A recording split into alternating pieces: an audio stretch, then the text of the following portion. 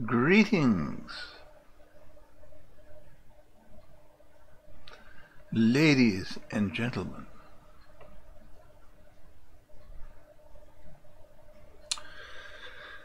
For your painting enjoyment, I am continuing tonight on the Belle Ferronnier, a Leonardo da Vinci portrait of a lovely young woman done in the 1400s. And without a word of a lie, it's an unbelievable difficult portrait.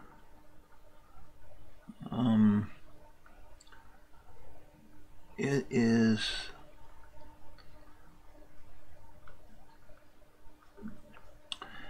the difficulty is compounded, which has nothing to do with anything but me, because I've decided to do it in acrylic so it looks like an oil.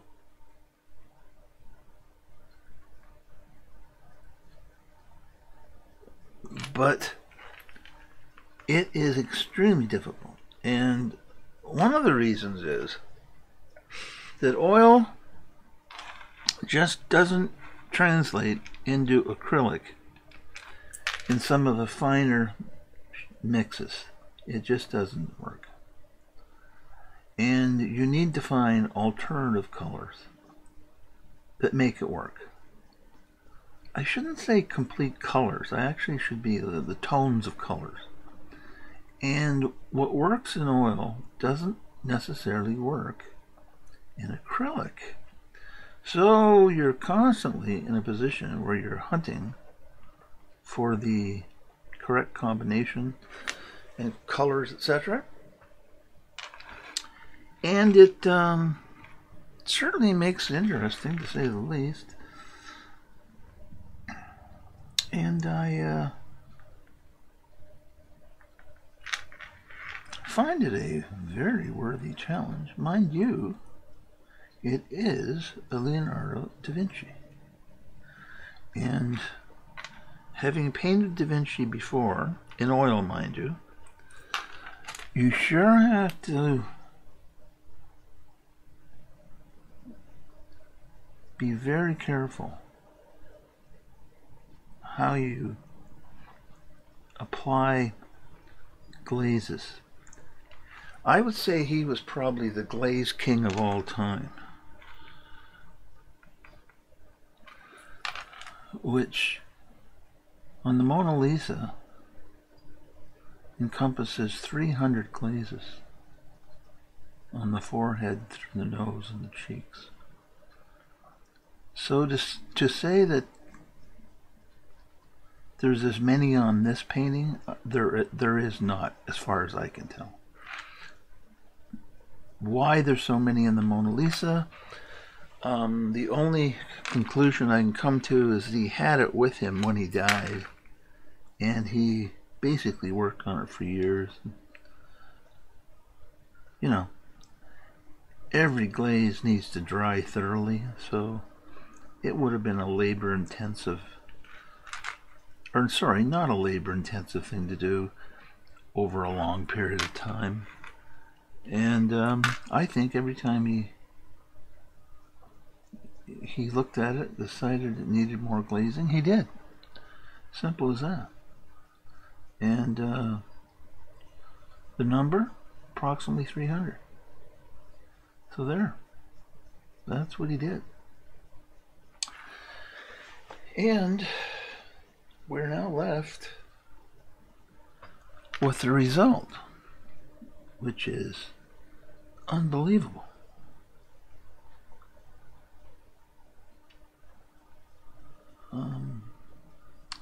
With a Da Vinci, what you really want to do is make the skin absolutely glow. And that is what I've been trying to do with the acrylics. And I think I've gained a fair bit of success doing it. I think I have. If I haven't, I apologize. But so far, I'm pretty good. I'm now glazing with titanium white as opposed to transparent white. As on most of the glazing colors I've gone through have all been titanium. Or sorry, transparent. So what I'm doing here is simply putting on the last layers on the skin with an opaque white, which is titanium. And so far it's been working what I feel is quite well. I don't have any complaints, except for the amount of sweating he's making me do. And what I mean by that is simply that anytime you're doing a Da Vinci, you better be prepared for some heavy-duty sweating, because there is no part of this painting that isn't unbelievably complex. Now, that said,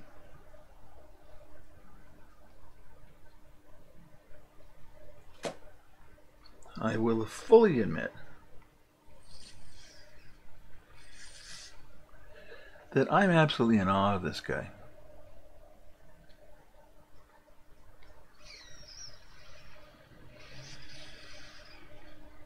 I mean, when you think about it, Vermeer, Rembrandt, Caravaggio, not so much Caravaggio, however. Caravaggio was a great painter, don't get me wrong, but it was a new technique he had, chiaroscuro technique. Hope I'm pronouncing it right. Usually I don't talk about these things. But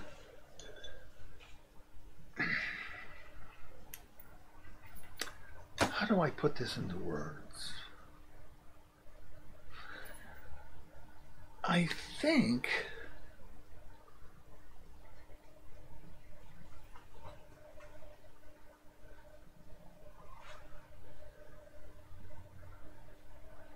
how can I enunciate what I'm trying to say?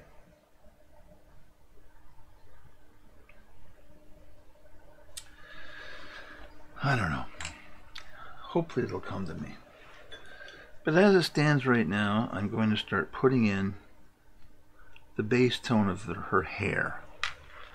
And her hair is a combination of colors, which I will again attempt to duplicate.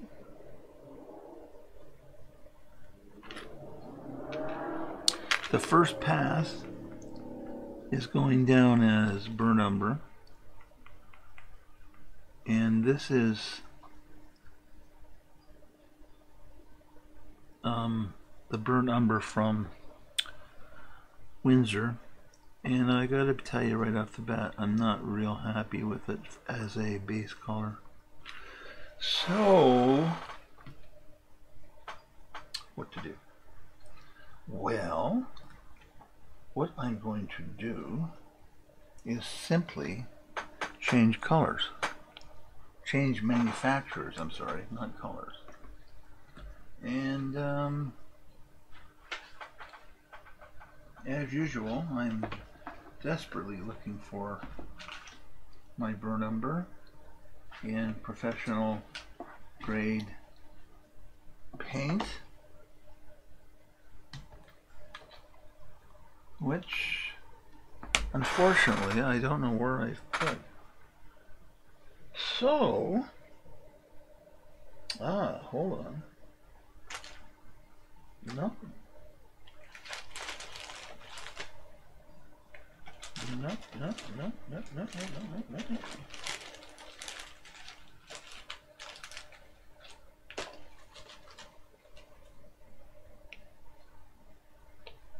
Actually, I might try a little Tri-Art mixture with that to see if that that helps.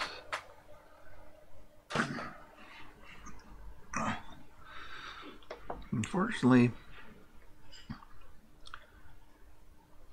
the Tri-Art paint is on its last legs, but it is definitely an improvement. And the reason it's on its last legs is simply because where I painted for 4 years in Belize, the climate, which was salt air, was so bad for anything, and I mean anything, that was glue or painting,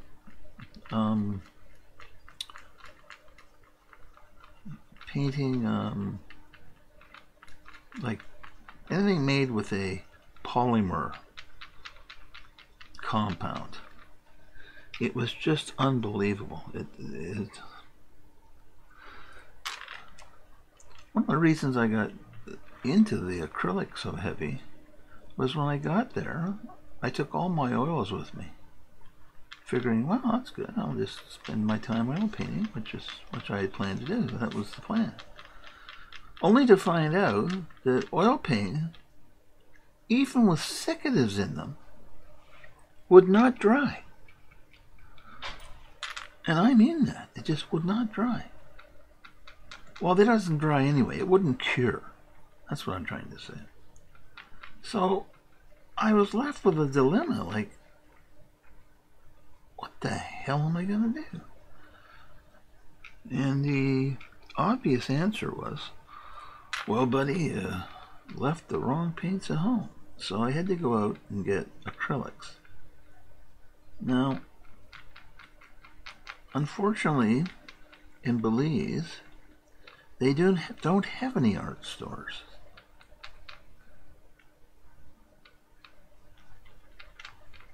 And the consequence was I had to go to Mexico to get the colors. And they didn't carry Liquitex or paints like that. They only carried really, well, they have their own brand, which is equivalent, I think, to Reeves. I would say it's more equivalent to Reeves paint. And they had some brands I've never heard of, frankly. So I ended up using a lot of Reeves paint, which is harder to use because the colors are not as good. So you really have to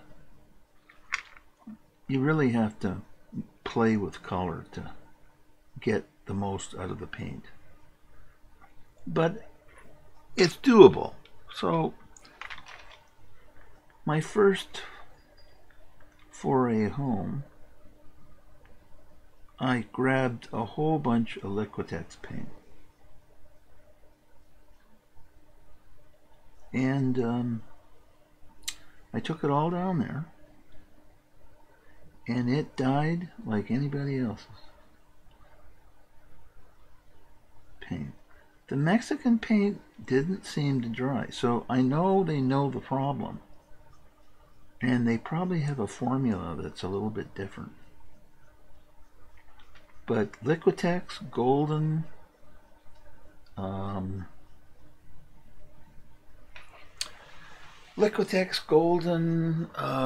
Winsor Newton. I didn't see any Winsor Newton there, frankly. But anything that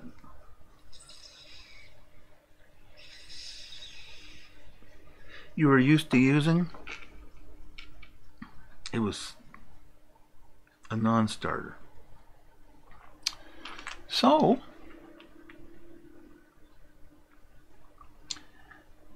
if you have lemons, you make lemonade, and that's exactly what I did. And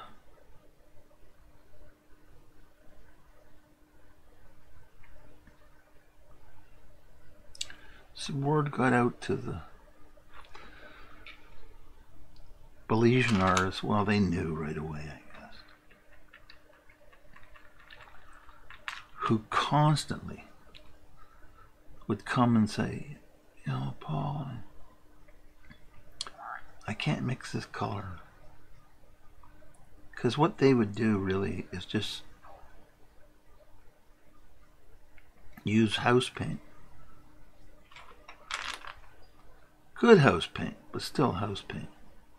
Mind you, the stuff they did, man, they knew how to paint. Their topics, however, are mostly wildlife. And I didn't see anybody down there who could do figure drawing very well. Now that's not I'm not giving that as a critique, because there are no art schools in Belize. They're all self-taught, so you got to give a guy a break. You know, like they didn't have the kind of training that would bring them to figure drawing and whatnot. So you would see they could do a passable nude, to be honest with you. But when you see the face, you knew that they just didn't have a clue, you know, like. So I did a few faces on some of the paintings for them. But like all artists, they say, you know, So anyway, I ended up giving a lot of paint away. And when I left, I gave it all away. All the acrylic paint, no oils, just the acrylic paints I had. And most of that was the Mexican brands that you got to remember, now these people don't make that much money, so when you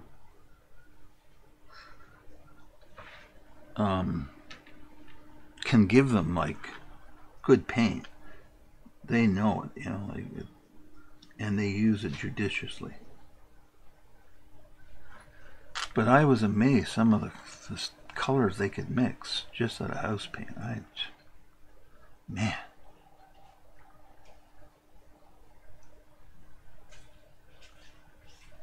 But I did have some experience in that. I have done murals in my day. And usually what you use, the grade of paint you use is, especially if it's outsiders, you use house paint. And so it wasn't a total shock to me, but that's all they used. And man, they just shows you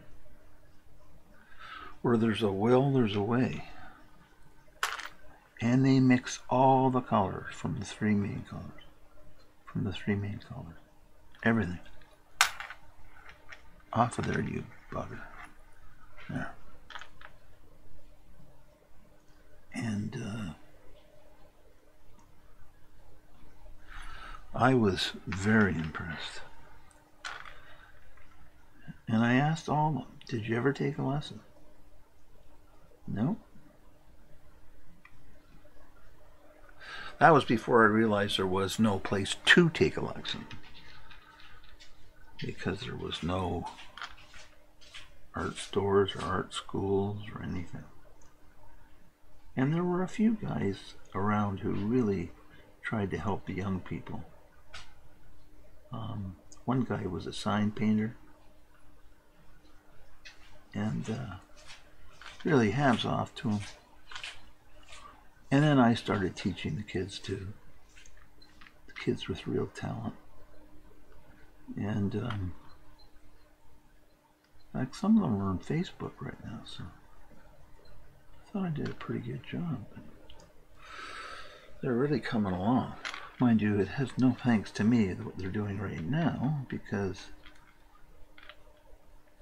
I only taught them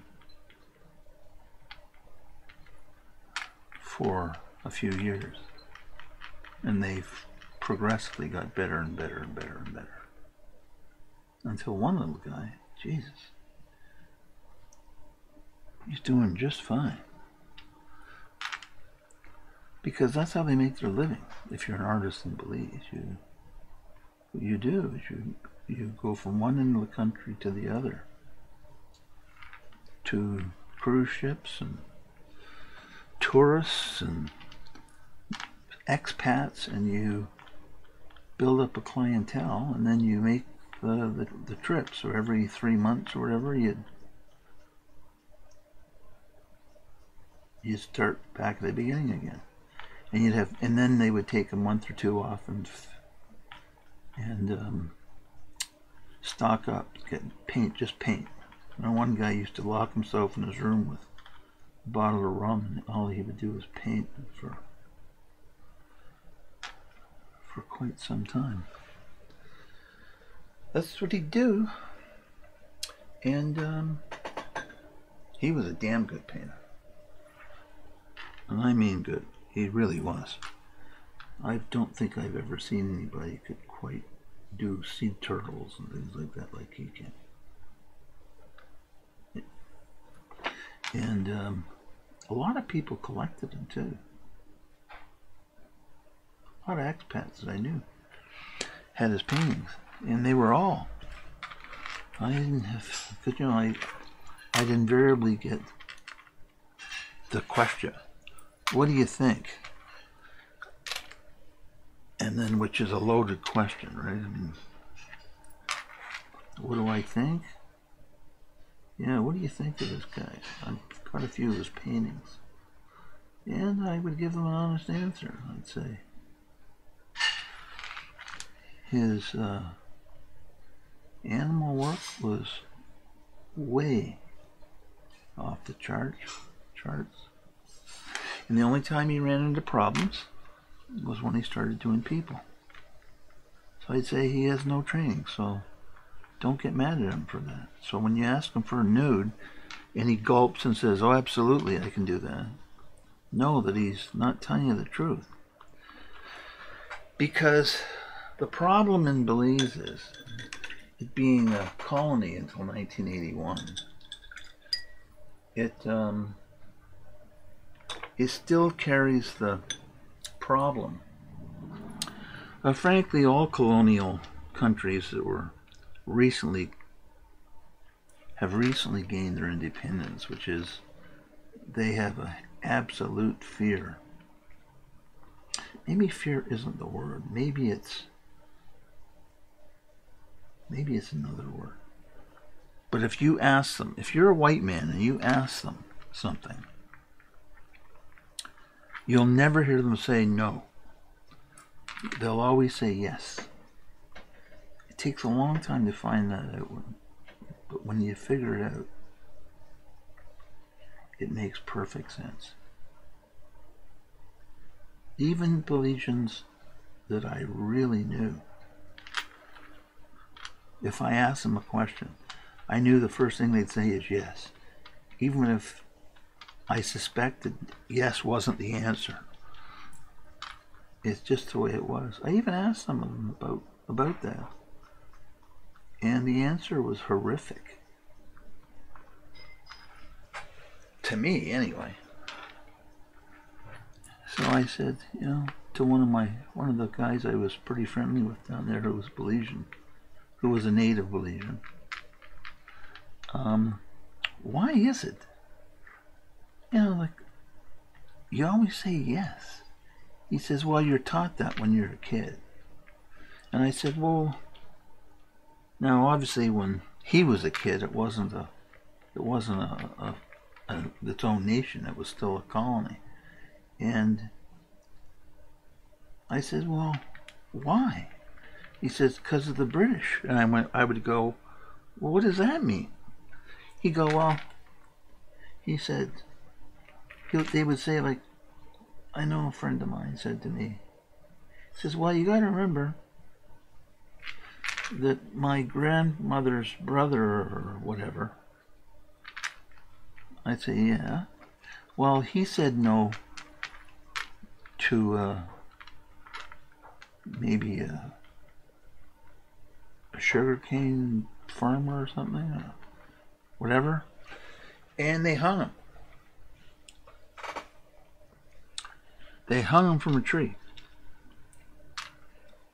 So the consequences of saying no were not lost on the population that was handed down this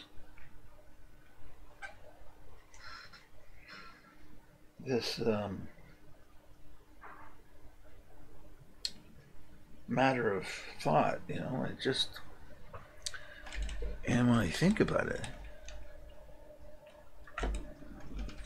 I mean, it's wow. Like if you really think about it, it's like, holy Christ.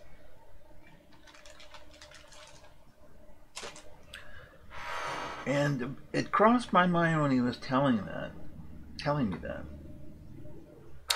that oh, come on, you know, like,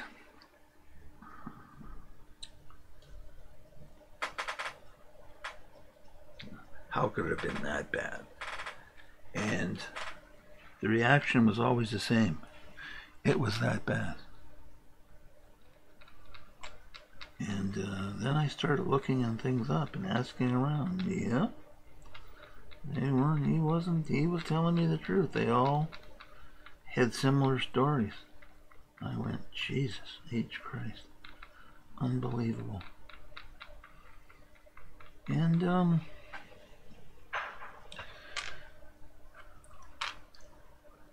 you blame them? No. Christ, who wouldn't say yes? My God. Here's your options. We're going to hang you from a tree, or you say yes. Yes is your answer.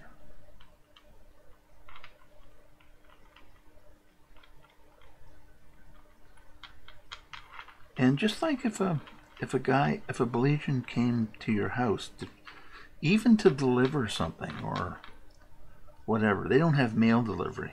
You go to the mailbox and pick it up. They don't have mail. Well, they have mailmen, but not to everywhere. Just in the major cities and whatnot. And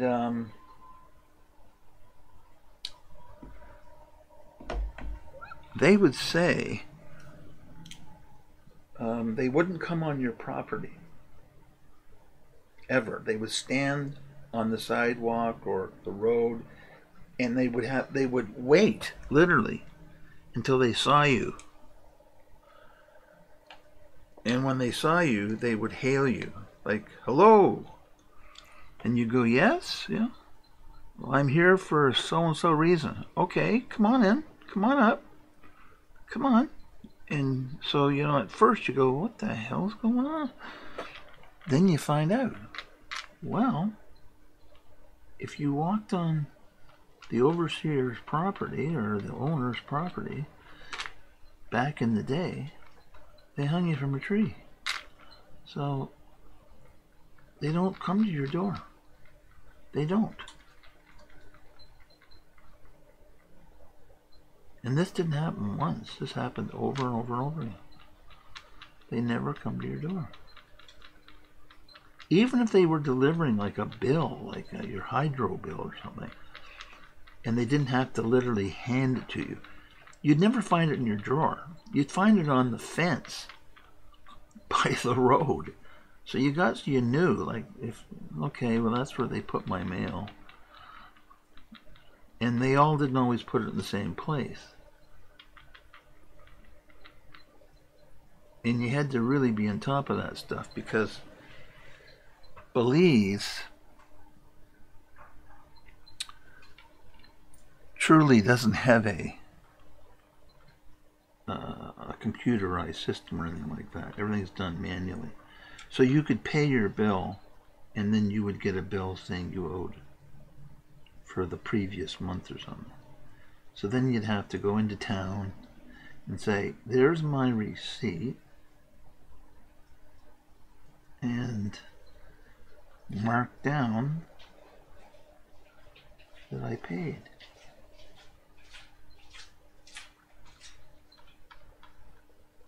And that's how you did it. And their cell phones were like mid-90s cell phones, you know, like the flip phones, the old-fashioned ones. And nobody really had a plan. What you'd do is you would buy the service, and then everything was pay as you go. Now, there wasn't a store in Belize that you couldn't walk into and charge up your phone. I don't mean charge electricity, I mean put minutes on it or whatever. And then they came out with top up online, and there was a few places that started adding Belize in, so you could just go on your computer and top it up online, and they'd automatically charge your phone, which was really handy, frankly. But that's the way it was. Welcome to the third world. And yeah, that's the way it was. And you know, you get used to it. You know, it's not like the biggest problem you'll ever face or anything. It's just that it was so completely different than anything you were used to. It was just, I mean, maybe other places are used to it, but as a Canadian coming in from southern Ontario, I wasn't used to it at all. I went, what the? Yeah.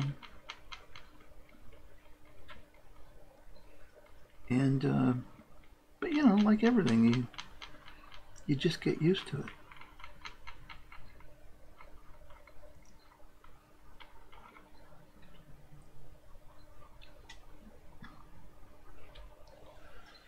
No big whoop. Just get used to it. And I did.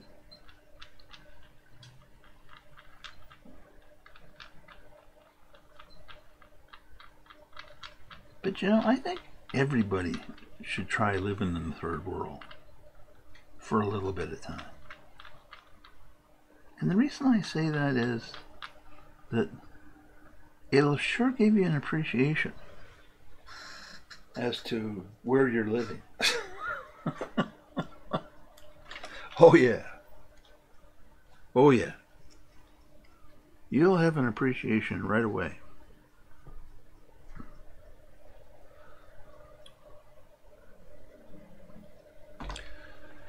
Because let me tell you, it sure isn't the same.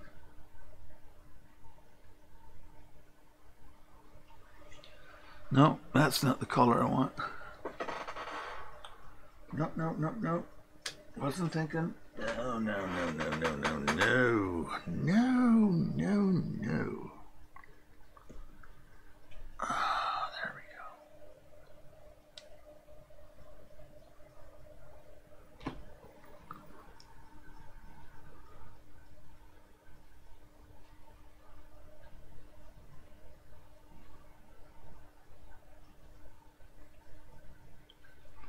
Dun dun dun dun dun dun dun dun dun.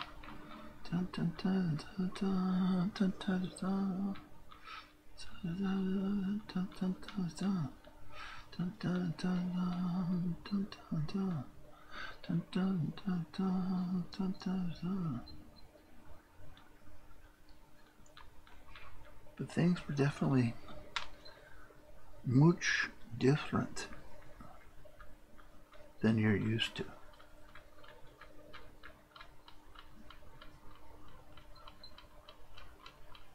And the other thing is, like, very few expats went out after dark. Like, I mean, out to a bar or something, or a nightclub. Because you get into the circadian rhythm of the country. electricity is expensive. So people kind of went to bed when the sun went down, and they got up when the sun came up. And you kind of just... Now, I'm a night guy, so it really killed me. But it was hilarious to the Belizeans. Like, they would come and it'd be 11 o'clock in the morning, and I was still sleeping. They would just break... It would just break them up. You know, they just start laughing. Mr. Paul sleeping. Ah! And my wife's an early riser, so she could tell them, but the word got out, like, don't bug him before noon. So, you know, like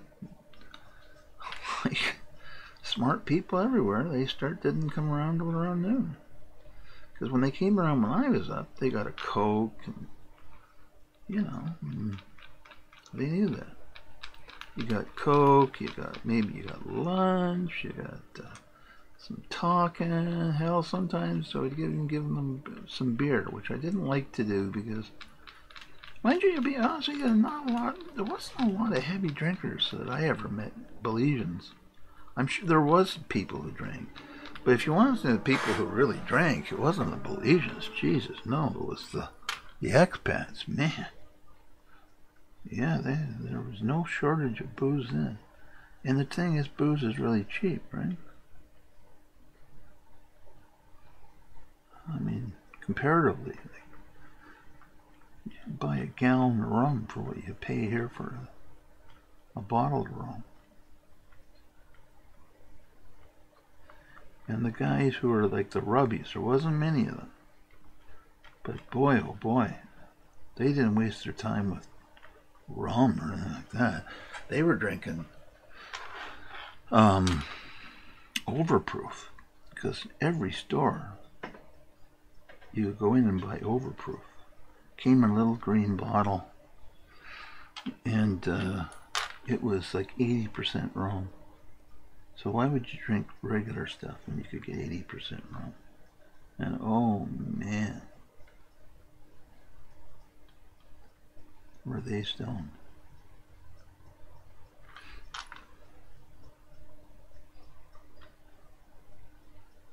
But in all that time, I never had a problem. Like, I never had any problem in Belize. Ever. Mind you, I admit I'm a bigger than normal guy. So if you want problem, you're not going to walk away even if you win without some bruises. So that has something to do with it, because Belizeans aren't that big. They're not very big people. Like all Mayan, like people who've got Mayan blood aren't very big. But anyway, it was interesting, but I never felt nervous once the entire time I was there. Not once. Mind you, I didn't do anything stupid either, like going out and coming home staggering drunk, you know, or anything like that. And people that did that, some of them did run into problems, and usually it was from other gringos. So it wasn't even the Belizeans who caused them their problems. Which I thought was pretty stupid, but anyway, be that as it may. In fact, some friends of mine, not some friends, a friend of mine got into real serious trouble.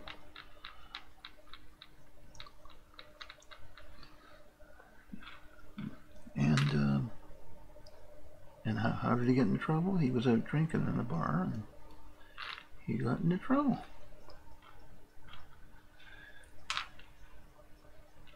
And, I mean, we handled it the way an expat would handle it, which was completely foreign to the police. You hear why? Why? Yeah, and well, this happened. Yeah, so it was like, if you're a gringo, I don't want to hear about it, because I knew there's nothing could happen. Like, in a sense, that is true. Like, you're not going to jail. But what you will find out is they'll threaten jail, but you're not. They don't want you to go to jail. There's only one jail in the whole country. It's just a little. What they really want is you to pay them money for your passport back and then leave. And that's what most people did. So there virtually was no crime and punishment. It was crime and pay. Even the worst offenders basically just paid it. The bigger your offense, the bigger the fine you paid. That's how they worked it out. And there wasn't any way around it. Now, some people, it turned out to be a very expensive enterprise. There was a Frenchman. One thing they're absolutely nuts about is the reef. You know, it's the biggest natural reef outside of Australia's Great Barrier Reef. And it's a World Heritage Site. So if you come by in your boat and you mess up, throw your anchor over, and you mess up that beach, or the coral or not, they're on you like, man. They're on you like unbelievable. So this Frenchman, he had a $200,000 yacht,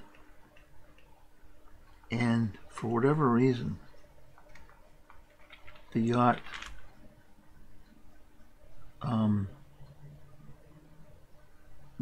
stopped. There was no power. I don't know what the reason, the mechanical reason was. Who knows? But anyway, what happened was the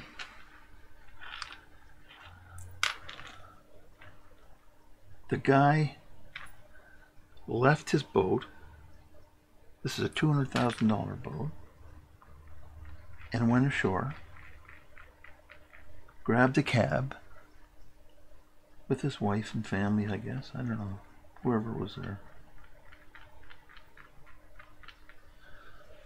and took a cab right to Belize City, hopped on a plane, and flew back. I think he flew to Mexico first, but he flew back to France.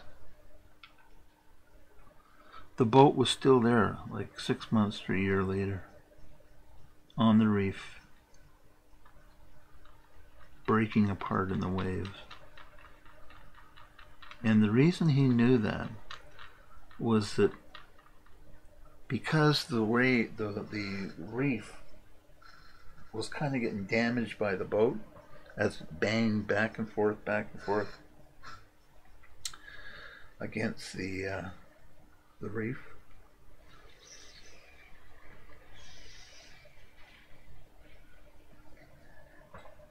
It caused the reef some damage. And he knew that as soon as they looked at his boat, they'd impound it. And then they would hit him for probably a $100,000 fine. So, to his way of thinking, it was cheaper to leave the boat than it was to deal with the BS. Because the truth of the matter is, you can throw an anchor on the reef and come back in about a month, and you'll never know the anchor had ever done any damage. That's the truth. But that's not what they make out. It's like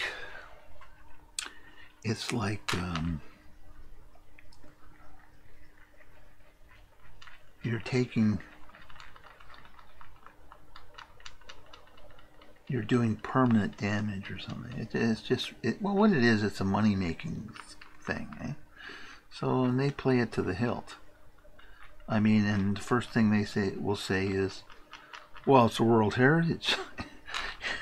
Yeah, I know that, but there's, I didn't take a bulldozer to the reef.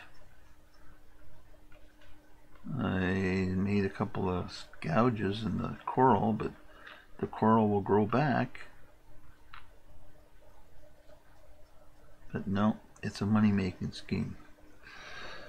And they play it to the hilt. And I don't know if I blame them, like, you got limited resources, and you've got a heritage site, and you know what? You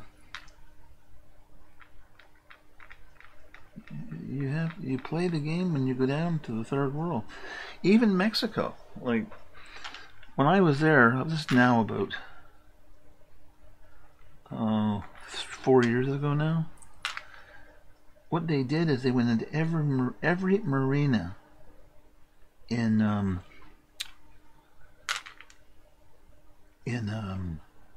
Quintana Roo, which runs from Cancun all the way down to Chetumal, which is the capital of Quintana Roo, which is right at the border of Belize. So there you go, right along the east coast, all the way down. And what they did is they went into every person's boat that was docked in every marina and said, show me this paper that gives you permission basically to sail in Mexican waters. Well, even if you had it, they said they would say outdated, because nobody all of a sudden could speak any English, right? And they impounded everybody's boat. Everybody. Well, the word got out, and whoever scheme this was, it was quickly reversed. But not before people had said, well, listen, how much do I need to pay you to make this go away? And I'll just pull up anchor and I'm on my way. Well, who knows? Let's just say it was lots. So they made a lot of money. And that's what it was all about. I mean, I was going through Cancun, and I was bringing back my friend, who was also the gardener, took care of the property for me. I was bringing him back a really good machete, like I'm talking the Cadillac of machetes, and it was a Gerber Knife Company was their brand. It was like, I think it cost me about $90 or something. I made a big mistake though. What I did is I took it through Mexican customs inside a gigantic suitcase, and I left it in the package. The package it came in, the blister pack, the whole 9 yards, Gerber, lifetime guarantee, the whole 9 yards.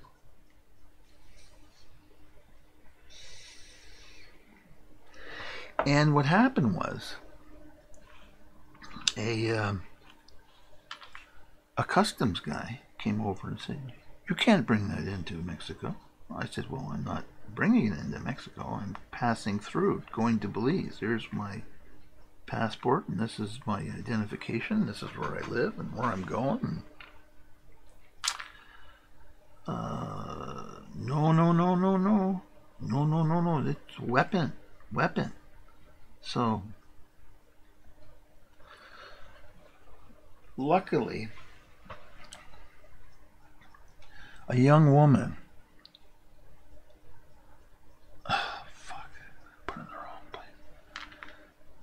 luckily, a young woman, I didn't know what was going on really, because I don't speak Spanish. Not for the, the, the speed they're talking. So I was completely like, what? Anyway, finally I found her. She could speak English. And I said, what the hell is going on here?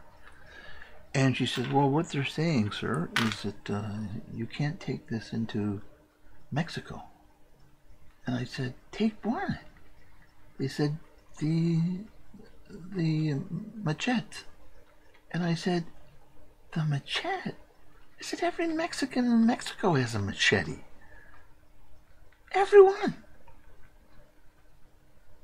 I mean, if you're in a jungle environment, everybody has a machete. I mean, it's like putting your shoes on. You don't go anywhere without your machete. Because that's the way it is. And so she said to me, no, they're saying that it's a weapon and you can't bring it in. And I said, that's ridiculous. I said,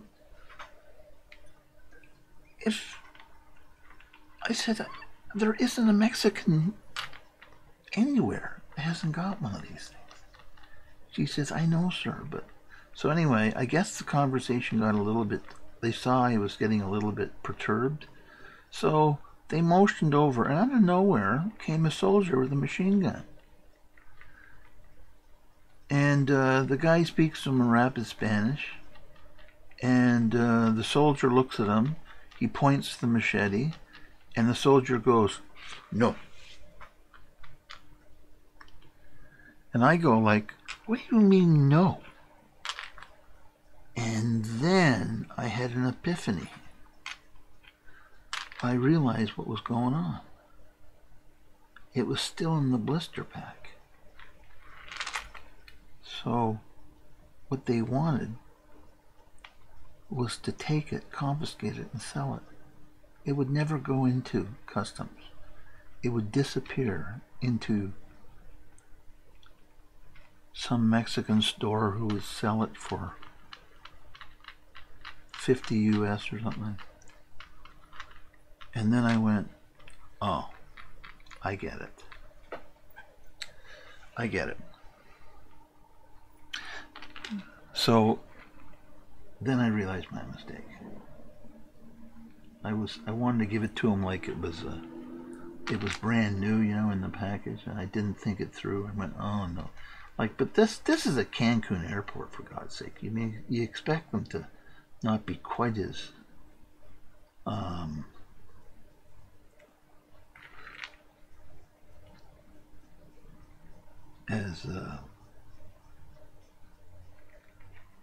rabid as they would be at some other border crossing, because, you know, you're dealing non-stop with tourists, right? I mean, that's all that comes through there is tourists, really, where people are traveling their way through to Belize or Guatemala or wherever. But anyway, they took it. And I said, I hope they get a good price for it. And the woman went, shh, shh, shh, shh. Like trouble. I went, yeah, okay. And I walked out of the customs, light one machete. Well, my gardener, was he pissed off? Oh, was he pissed off? I mean, when he heard what happened, he went, like, goddamn Mexican, because he was mad, because he wanted that machete. So I said, I'm not going to take another chance on machete, man, because it's going to be expensive buying them one after another. And so the next thing they need,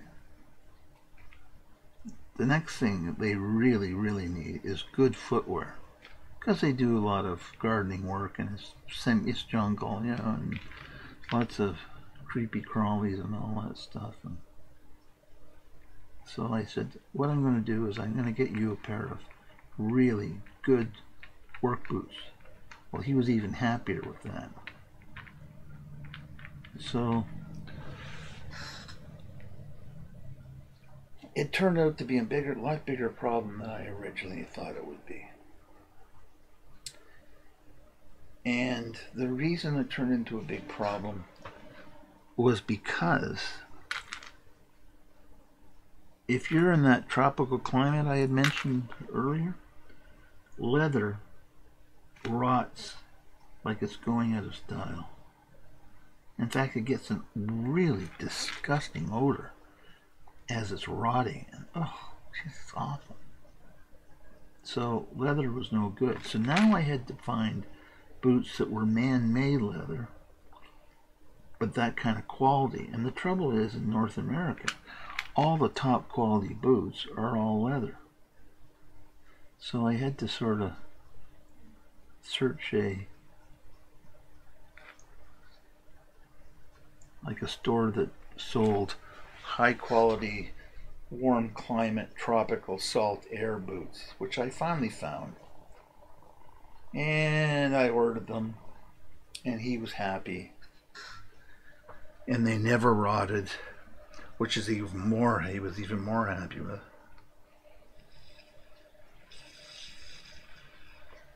Because that's what happens. They use a glue for the sole to the leather, and that glue just gives.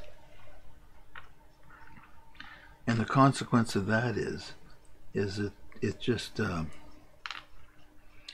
shoes become useless.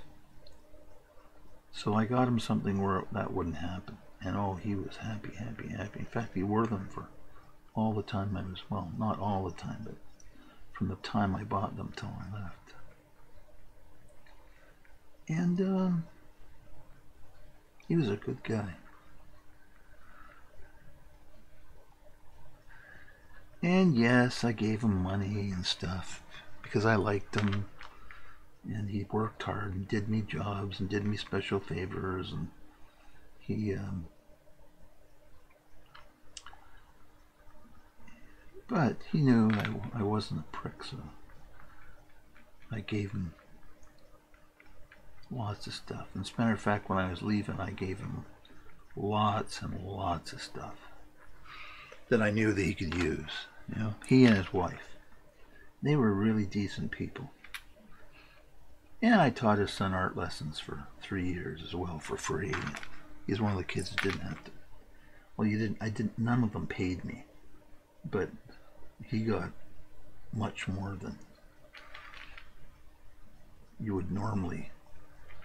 I normally gave out, but he got special private lessons and all that stuff, And he was a good kid too. I didn't mind at all. And talented, but I knew he'd never make it as an artist because he didn't have that. He didn't have that.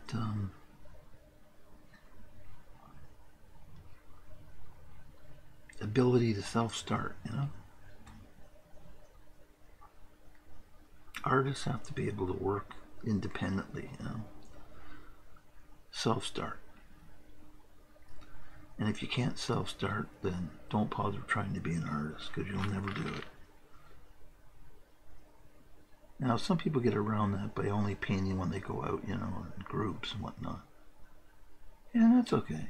But by and large, most of your art careers, if you want to make a profession of it, is done alone. So you got to A, like your own company, and B, you have to be a self-starter. And if you haven't got that, it doesn't matter how much talent you got. It doesn't make any difference. You only get to a certain level. And he finally got to the level where I said, well, I didn't say it to him because all the time I was there, I promised I would give him lessons, and I did. But it wouldn't surprise me if he'd never picked up a brush since I left. And that's not a criticism, that's just the way it is. There are people who are self-starters and there's people who are not. And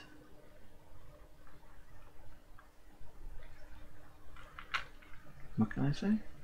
It's just the way it is.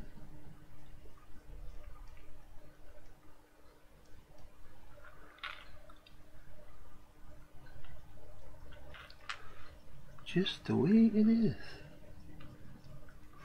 Da da da da da da da da da da.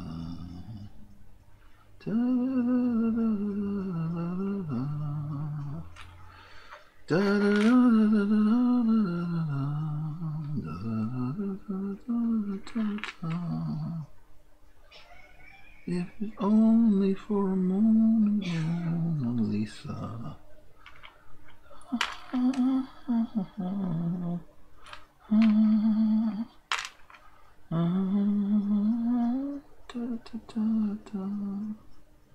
My Mona Lisa, my Mona Lisa, will you just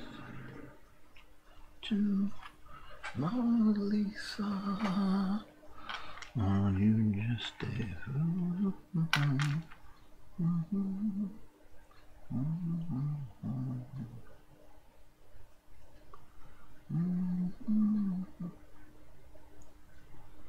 Mona Lisa.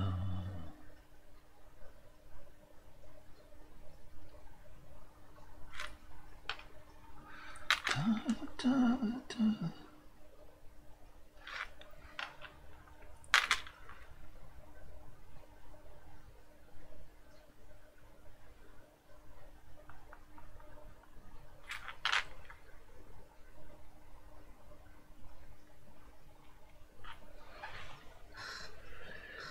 Is it only for a moment, Mona Lisa?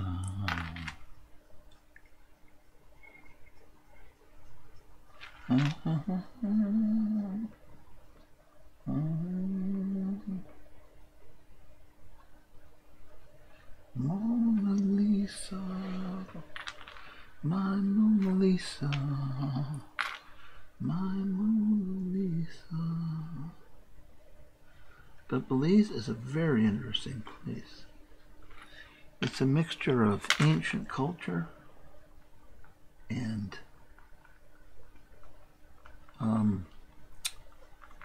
Mexican culture. And the Mexican culture is from 150 years ago. The wars that they had, like the civil wars they had in Mexico back around 1850, a whole bunch of Mexicans, prior to it being Belize, just simply migrated down onto the British controlled territory, which became Belize, and just basically took up residence in 1850, and their descendants are the people who are where I was. Now, as you go south in Belize, you have a mixture of the Mexicans, but mostly Garifuna people. And the Garifuna people are people who were originally African, and there was a mixture of like Carib Indian, and there's a little bit of Mayan in them, and they are dark-skinned. And the north of Belize is basically Mexican origin, and the south of Belize is all Garifuna. And because of that,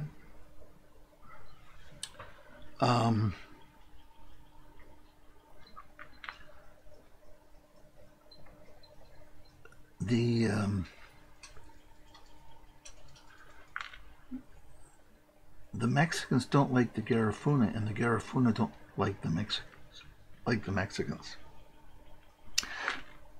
Now, the Garifuna kind of outnumber the Mexicans from northern Belize. So when the British finally turned it into a country, what they did is they appointed mostly the Garifuna people into government positions, which they still hold to this day. And they don't want any Mexicans, or like there are some, but not a lot. Only people from the northern areas like are in Parliament. And to be honest with you, the entire political system is based upon who can rip off the most money for personal gain. That's about what it is.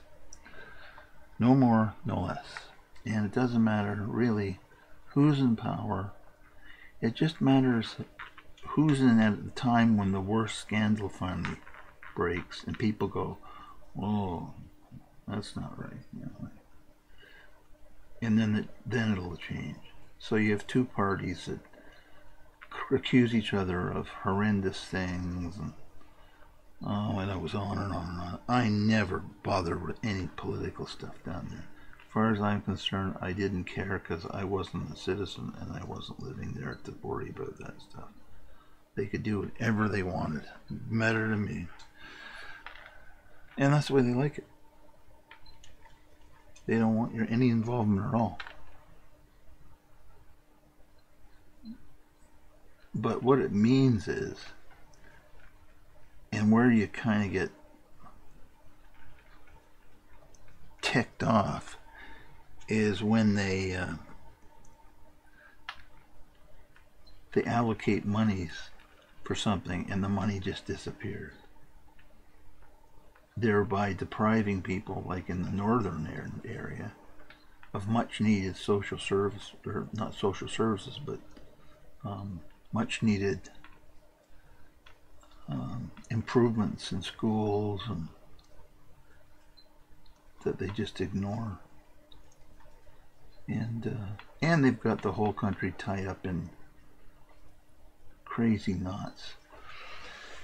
And what I mean by that is, like, for instance, when I got there, I didn't know any better. I just said, well, okay, you know, what I do is teach art, and I'm willing to go into the schools and give an art lesson, like 3 times a week, or whatever you think's fair. And every school went, oh, thank you. When can you start? I said, well, anytime. And so I had like 3 schools lined up who I was going to go to. And I just happened to mention it to one of the gringos I'd met, you know, like expats. And I told him the plan. He goes, oh, no, don't do that. And I went, what? They said, no, you can't do that. I said, no, you misunderstand. They're not paying me. I'm volunteering. He says, no, you can't do that. I said, what are you talking about? I'm volunteering. They don't have any art teachers. And he went, I know, but you can't do it. I said, you gotta be kidding me. So he said, no, you go look into it before you start. So I did. Lo and behold, in the Constitution, or whatever, you cannot, if you're an expat, even volunteer unless you get a work permit. So I said, wait a minute, why do I need a work permit? I'm not asking for any money or anything. They went, doesn't matter, you need a work permit.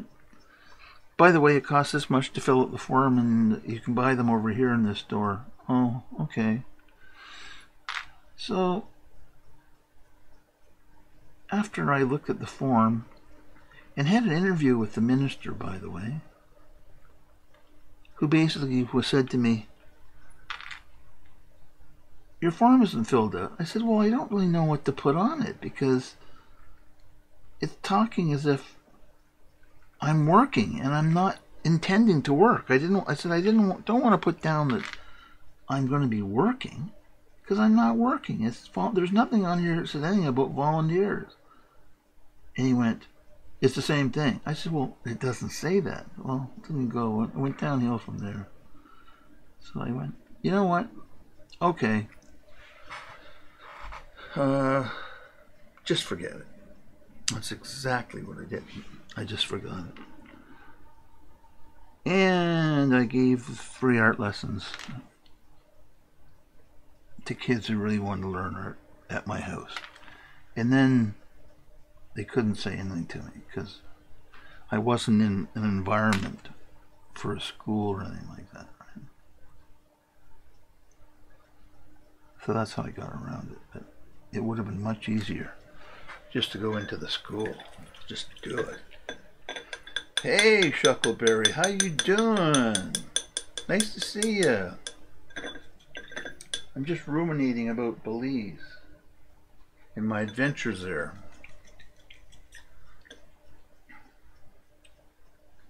So I taught them art lessons.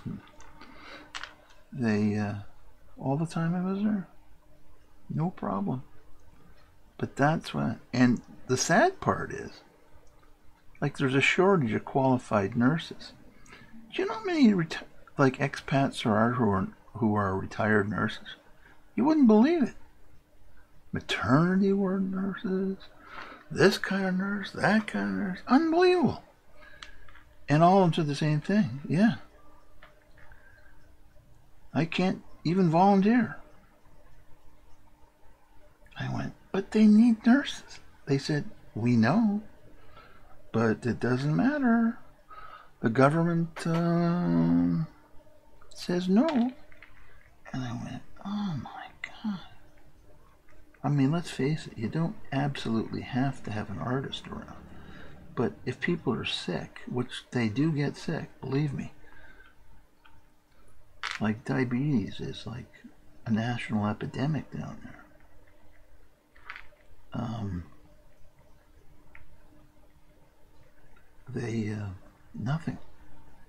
Nothing. Absolutely nothing. But that's life in the big city. I hope you can see it.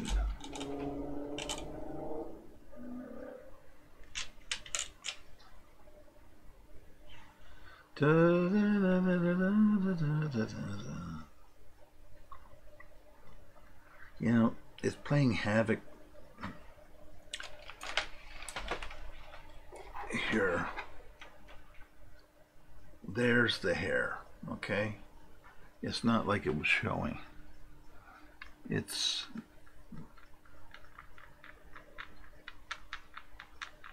I swear it's the last time I'm going to paint anything, the background in first. Because it really and truly plays hell with the camera.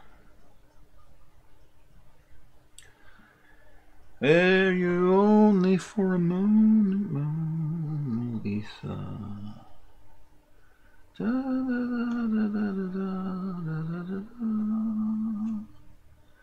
da, da, da, da,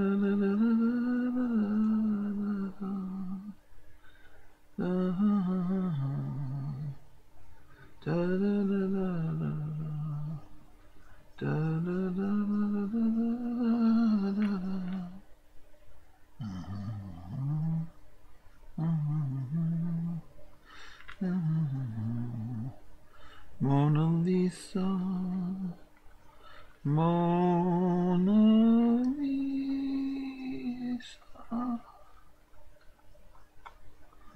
Oh, you need for a moment, Mona Lisa. Da da da da da da da da da da da da da da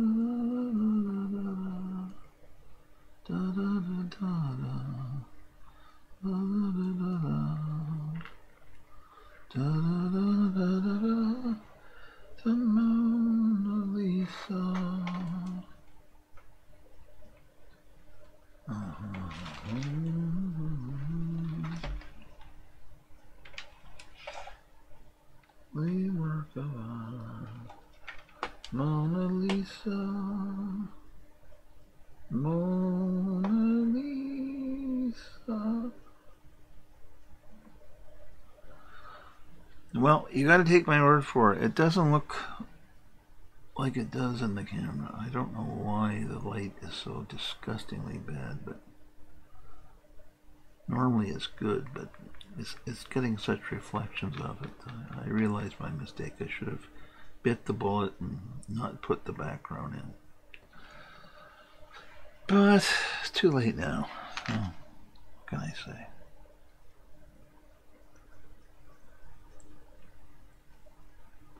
It won't matter so much when I get down into the clothes, but as it stands now, it's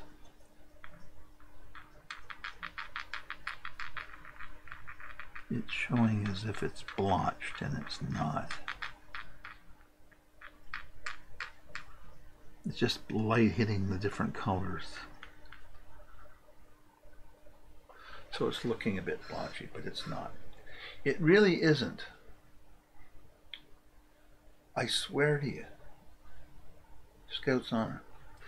Anyway, be that as it may, I'm now going to turn the painting, on its side, like that, which actually shows it way better. Oh, yeah. Oh, maybe I should paint it like that.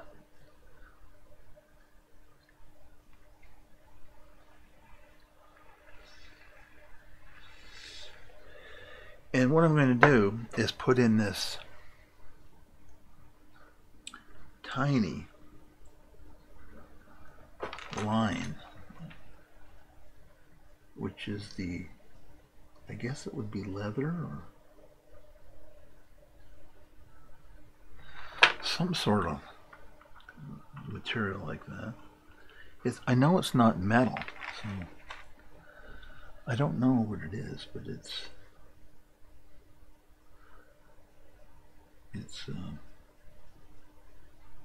either leather or, my guess is leather.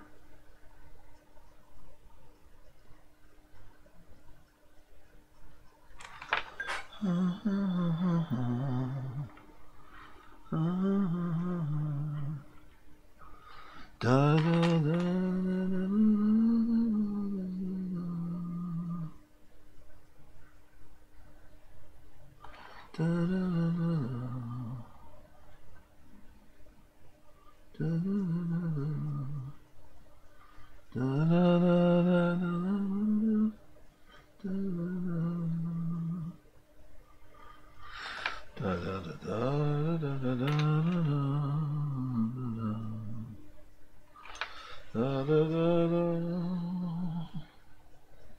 Mona Lisa.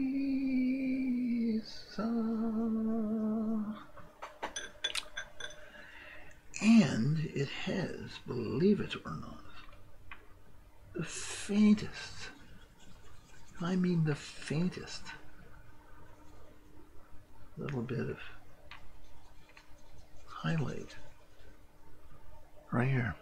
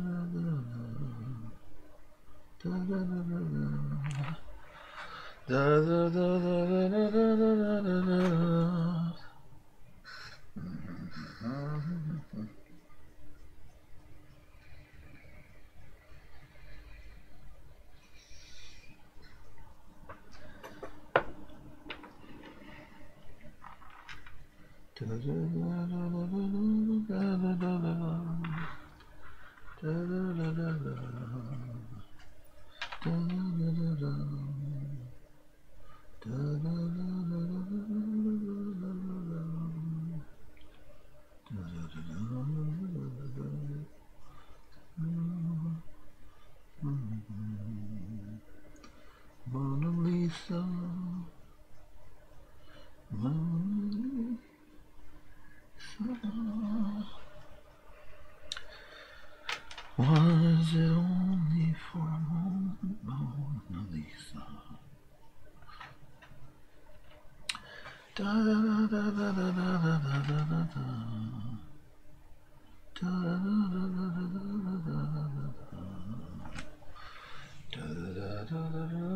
da da da. And you smile. Da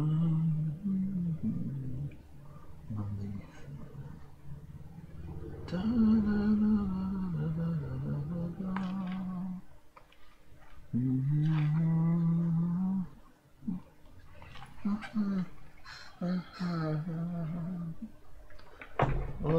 da da. And she cried there. Was it only for a moment, Mona Lisa?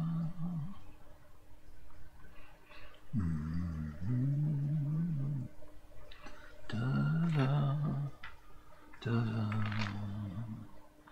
da da da da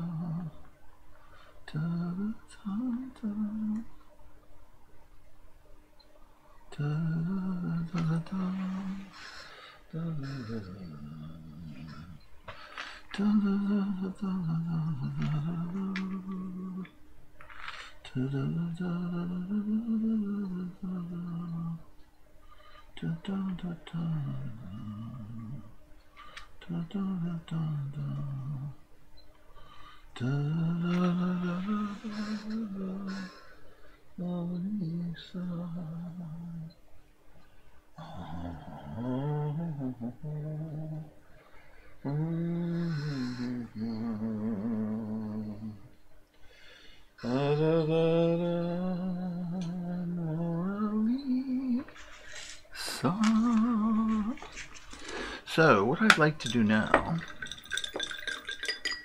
is take this minute little brush and mix up just the smallest little bit of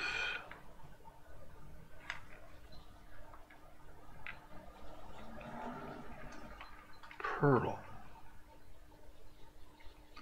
Now, pearl has the tiniest, and I mean tiniest, little bit of yellow in it, and using too much yellow will mess up really bad. So I'm not going to put too much in.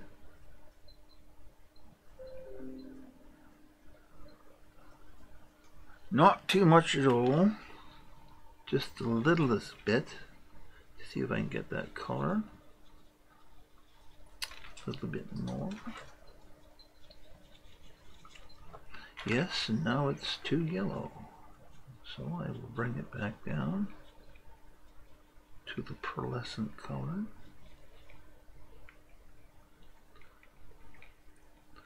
So it's kind of like an unbleached, an unbleached titanium. Now I'm going to make sure I like really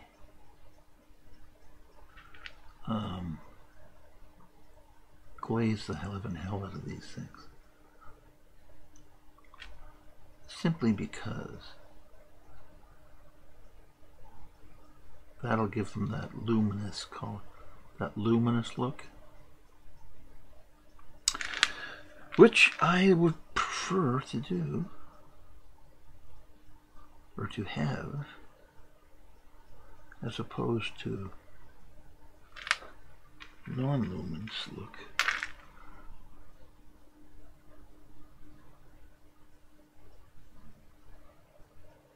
Now this is a marked,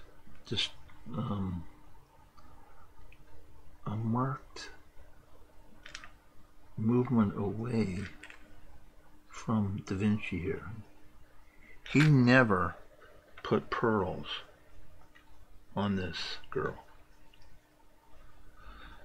He did not. So this is my own invention. But I thought, you know what? I'd rather see her in pearls. Even though pearls are probably getting a bad name right now.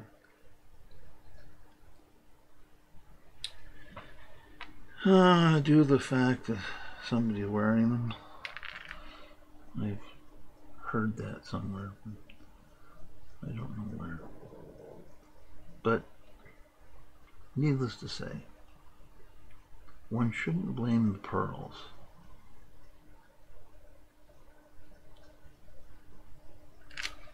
Should one? No. Pearls never hurt anybody.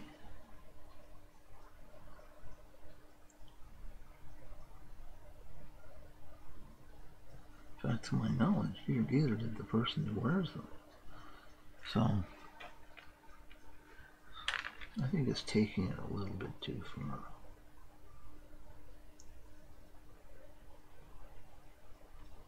In my opinion, anyway.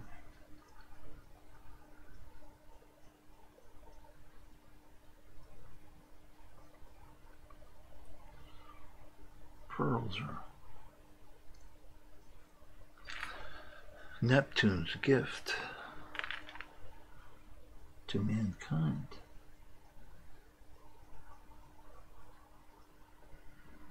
And the fact that we have so many pearls now, natural pearls, well, they're not really natural. Huh? I guess they are. Cultured pearls as opposed to natural pearls. Because natural pearls aren't all round. That's why the round ones were worth so much money. They'd come in different shapes back in the day. Not every pearl was perfectly round. And because of that, only the round ones were worth the most money. So that's what happened. But then an enterprising young Japanese fellow went, you know what?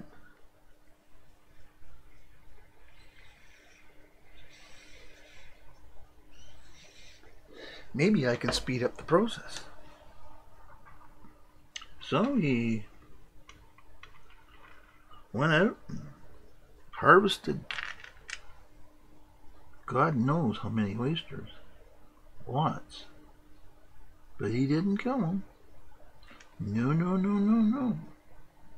He simply slipped a little bit of sand, one grain of sand, into the pearls, the muscle of the pearl, and waited. And wouldn't you know, months later, when they harvested the pearls, or harvested the oysters, what was inside? Pearl. Solved the riddle of the ages. Pearl. Because what a pearl is simply a little bit of sand or something that's got into the original oyster. And in order to make the jagged bits of minute pyrite or sand or quartz, whatever the sand's made up of, the oyster puts a coating on it, and that coating is what a pearl is. Now, can you tell a cultured pearl from a natural pearl? Well, yes, you can. But you have to look at it by breaking the pearl. And if you see a perfect little grain of sand, the same on every pearl, you know they're cultured pearls. Otherwise, I have no idea how you would tell. Except under an X-ray or something.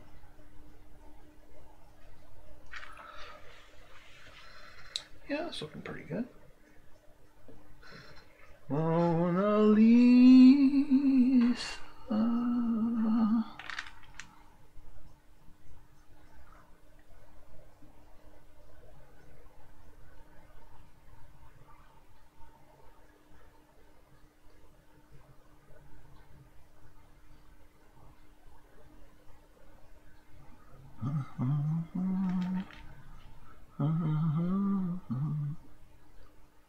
My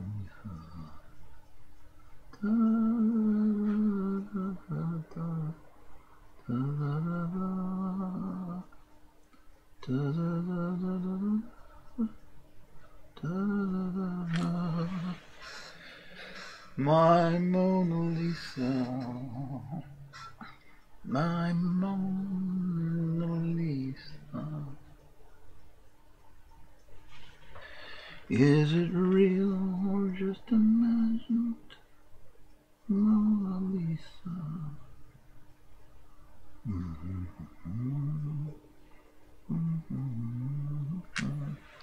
Da-da. La da da da, la da da.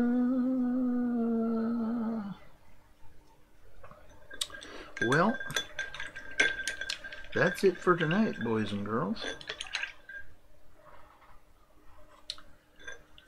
I have completed what I set out to do this evening, and I am happy with the result. And I will be glazing some more transparent on the next episode. Yes, I will. But in the meantime, I think she's looking just fine, if I do say so myself. And the fact that probably nobody can see her because the light is reflecting so highly. Yep. There she is. There she is. There she is. Mr. Ferronier. There she is.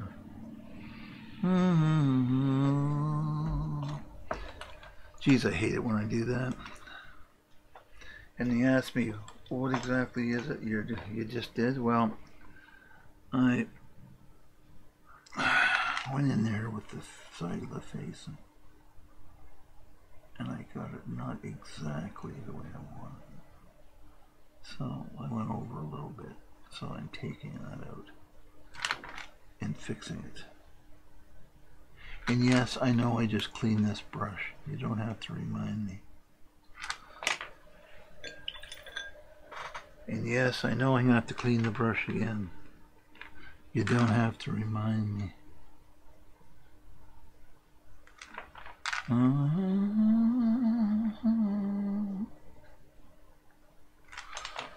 Da, da, da, da, da. And look at this. Oh my God. Okay. Well, the stuff you see that you don't want to see when you're painting. I'll just adjust her neckline slightly. And if I'm wrong, I'll just put it back in. Da, da, da, da, da, da, da, da, da, da, da. No, I think it's okay.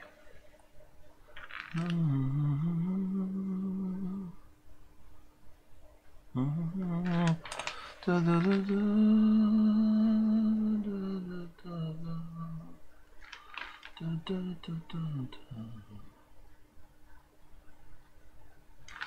da, da, da, da, da, da,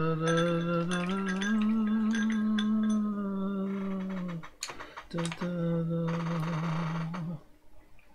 da, da, da,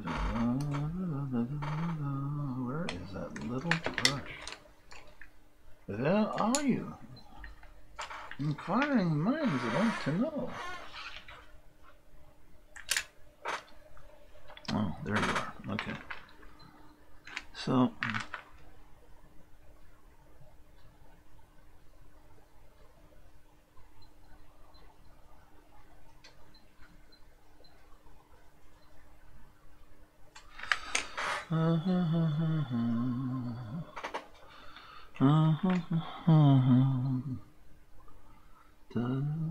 yes, I know I'm going to have to fix this later, but I just want to get a little bit more in here before they lip line. Da da da da da da da da da da da. Mona Lisa, Mona Lisa.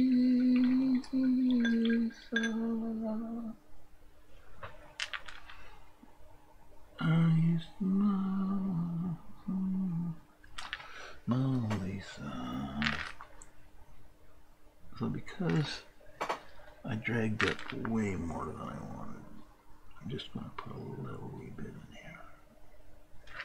Much less than I wanted.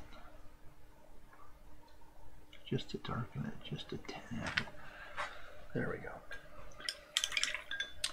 It actually is farther out than that, but I will give that a fix. But not today. So there you have it, my friends. Done for tonight. I hope you enjoyed it. And I hope you can come back. Sayonara.